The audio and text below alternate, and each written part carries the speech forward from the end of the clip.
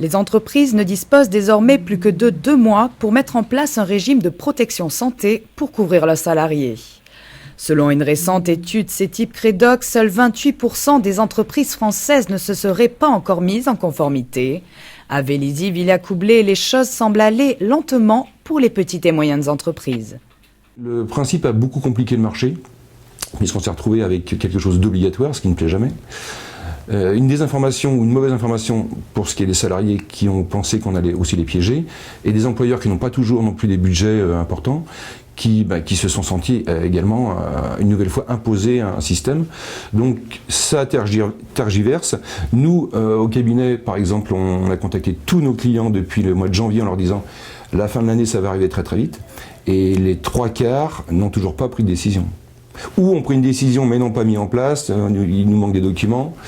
Et donc là, c'est ce que ça va embouteiller dans les services de toutes les compagnies d'assurance pour le 1er janvier. Ça va être assez terrible. La course à la mutuelle santé entreprise devrait donc se révéler serrée jusqu'au 1er janvier, d'autant plus qu'un défaut de couverture pourrait être particulièrement préjudiciable. Le risque principal, en fait, c'est un risque de prud'homme.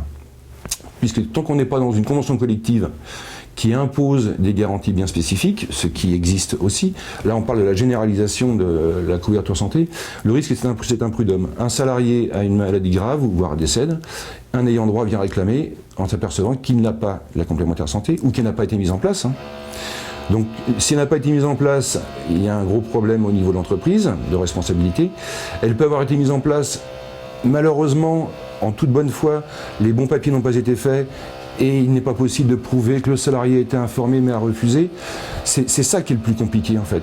Ce n'est pas la mise en place du contrat, c'est très simple, sous quelques signatures. C'est tout le côté légal, donc les documents rédigés qui seront à produire en cas de contrôle, qui doivent être remis à chaque salarié contre signature. Voilà, c'est toute cette communication autour de la mise en place qui est très compliquée.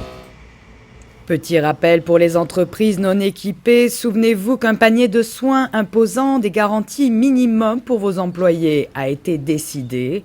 Il comprend la prise en charge du ticket modérateur pour tous les actes, exception faite des médicaments faiblement remboursés, de l'homéopathie et des cures thermales, la prise en charge de l'intégralité du forfait hospitalier sans limitation de durée, ainsi que la prise en charge à 125% du tarif de la sécurité sociale, des soins dentaires prothétiques et des soins d'orthodontie dentofaciale.